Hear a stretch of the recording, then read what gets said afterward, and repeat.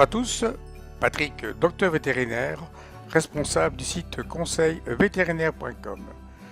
Dans cette vidéo, nous allons voir l'inflammation de la glande supracaudale chez le chat. Cette pathologie est également appelée queue des talons ou stud tail en anglais. Voici une image représentant cette pathologie. Certainement, beaucoup de propriétaires ont déjà constaté ce type de lésion, soit sur leur chat ou sur leur chien. Alors, faisons donc une définition de cette pathologie qu'on va appeler donc la queue des talons. Donc, c'est une accumulation de sébum au niveau de la glande supracaudale due à une hypersécrétion des glandes sébacées, donc sur la face dorsale de la queue. C'est une maladie de la peau et non du poil. Je rappelle les rôles du sébum. Sert donc à lubrifier la peau, à prévenir la sécheresse et l'irritation. Donc, tout à l'heure je vous l'ai dit, on appelle également cette affection l'hyperplasie de la glande supracaudale ou stud tail en anglais. C'est une maladie qu'on rencontre souvent chez les jeunes chats. C'est visible au niveau des deux sexes, qu'ils soient castrés ou pas. C'est surtout un problème esthétique qui ennuie les propriétaires, mais ça peut devenir gênant pour l'animal en cas d'infection. Où se situe la glande supracaudale? Elle se situe donc sur la face dorsale de la queue. C'est une zone ovalaire à quelques centimètres de la base de la queue. Chez le chat, il y a également une même zone au niveau du menton qu'on appelle l'organe sous-mentonnier, qui sécrète donc des phéromones, substances jouant un rôle dans le marquage territorial et au niveau de la communication.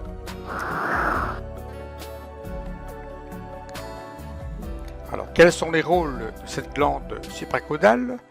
Tout d'abord, en sécrétant du sébum, elle sert donc à lubrifier et à protéger contre l'irritation. C'est une zone où il y a une concentration de glandes sébacées assez importante.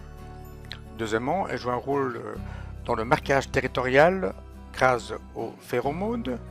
Et ensuite, elle joue également un rôle dans la communication sexuelle. Chez le renard, par exemple, en période de reproduction, cette glande qu'on appelle la glande à violette sécrète une substance très volatile avec une odeur caractéristique de violette. On trouve cette glande dans beaucoup d'espèces, renards, blaireaux, chiens, loups, chats. Quelles sont les causes de cette inflammation de la glande supracaudale? En tout cas, on constate que cette pathologie est plus présente sur les chats mâles non castrés. De ce fait, on peut incriminer les hormones mâles car ils sont stimulateurs de production de sébum naturellement. On constate également cette pathologie plus souvent lors de puberté. C'est un petit peu la même comparaison que l'acné chez l'homme. Cependant, on ne connaît pas vraiment les autres raisons de cette hypersécrétion de sébum au niveau de cette zone, car, je vous le répète, on constate également cette pathologie sur des chats mâles castrés et chez les femelles. Quels sont les signes cliniques de la queue des talons? Présence d'un pelage gras, emmêlé, difficile à brosser. Présence également d'une odeur assez caractéristique, nauséabonde, qui peut même être aggravée lors d'infections bactériennes. Un poil plus sombre avec une substance qui ressemble un petit peu comme de la cire. Une hyperpigmentation de la peau avec également présence d'humidité qui peut être un facteur aggravant pour l'infection bactérienne. Présence de furonculose, c'est-à-dire une infection bactérienne d'un follicule pileux. Présence d'alopécie, donc chute de poils. On peut même voir des zones complètement dépilées, circulaires. Présence de comédons, des points noirs. Et ensuite, lors d'infections bactériennes secondaires, l'animal peut avoir de la douleur et également des présences de prurite, de la démangeaison. Voyons quelques exemples de queue des talons.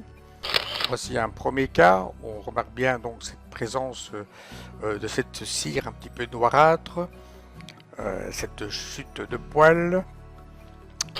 Un second cas avec présence de séborrhée, de croûte jaunâtre, peut-être signe d'infection secondaire, perte de poils, donc alopécie.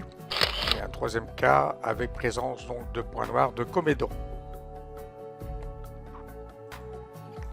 Quelles sont les complications et quels sont les diagnostics différentiels pour la queue des talons? Je vous l'ai déjà dit, la principale complication, c'est la pyodermite bactérienne secondaire, donc une infection au niveau du follicule pileux, avec donc présence de pustules, de papules, et qui peut être douloureux pour l'animal. Au niveau diagnostic différentiel, ces lésions peuvent évoquer également d'autres pathologies, donc comme par exemple une infection à Malassezia, donc par les levures. Également, on peut évoquer la gale démodectique due au Demodex cati, qui est une pathologie quand même peu fréquente chez le chat, les dermatophytes, présence de champignons, la pulicose, présence de puces avec une dermatite allergique à la piqûre de puce ou d'autres parasites. On peut également évoquer la séborrhée primaire, qu'elle soit d'origine métabolique ou idiopathique. Et enfin, on peut évoquer une tumeur, une néoplasie, un carcinome ou lymphome cutané.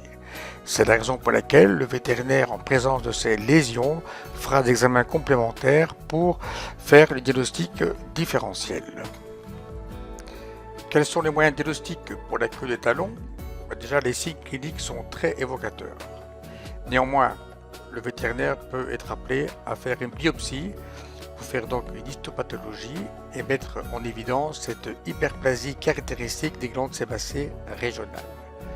Mais il pourra également faire, dans le cadre diagnostic différentiel, des examens complémentaires comme des cultures pour les champignons, une cytologie pour Malassezia, un réglage pour écarter le démodex, la gale démodectique, un examen très minutieux pour la pulicose, et également s'il y a suspicion de tumeur, comme il fera une biopsie, il confirmera ou écartera cette hypothèse.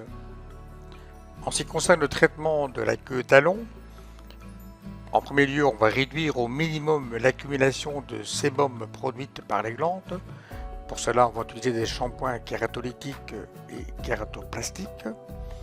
Et s'il y a présence d'infections secondaires bactériennes de la peau, on utilisera des antibiotiques sous forme topique et par voie orale, et également des antiseptiques cutanés.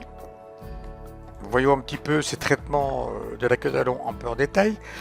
Pour la réduction du sébum, on conseille donc de laver la surface de la queue atteinte 2 fois par jour avec un shampoing antiséborréique. Je conseille également de couper les poils pour avoir une meilleure efficacité du shampoing. Et je préconise le Duxo-Séborrhée shampoing qui contient donc de la phytosphagosine, qui est donc un très bon constructeur de la barrière cutanée, qui est kératomodulateur et qui a une propriété anti-inflammatoire. Également le Sotex, qui est un très bon hydratant et apaisant cutané. Et enfin du fond blanc, qui est un bon protecteur cutané également. En traitement également pour lutter contre l'infection, il faut donc nettoyer une fois par jour avec une solution antiseptique cutanée qui contient donc de la chlorhexidine. Là également dans la gamme Duxo, la Duxo Bio shampoing, qui contient donc de la chlorhexidine diclocunate, qui est un très bon bactéricide et fongistatique. Au besoin, bien sûr, de l'antibiotique par voie orale, et là il y a différentes spécialités. On peut employer des céphalosporines, donc Cevaceptin, Relixine, Terios, Convenia, donc en injection tous les 14 jours. L'amoxicilline, acide clivalunique, donc Simulox, Clavaceptin, ou bien alors Diquinolone, Bétryl, Xéden, Marbocil. Il y a également un traitement spécifique contre la séborrhée. Ce sont donc les rétinoïdes qui sont à ce moment-là préconisés. On peut donc appliquer une crème à 0,1%. Donc les rétinoïdes sont des composés chimiques dérivés de la vitamine A. Et donc il y a un produit assez connu en médecine humaine, Adapalène crème, qui est employé donc pour lutter contre l'acné chez l'humain, qu'on peut utiliser donc chez le chat lors de cette queue des talons. Le traitement est un petit peu astreignant puisqu'il faut faire 4 applications par jour pendant 3 semaines, mais les résultats sont bons si par contre il n'y a pas une infection secondaire et si la peau est sèche.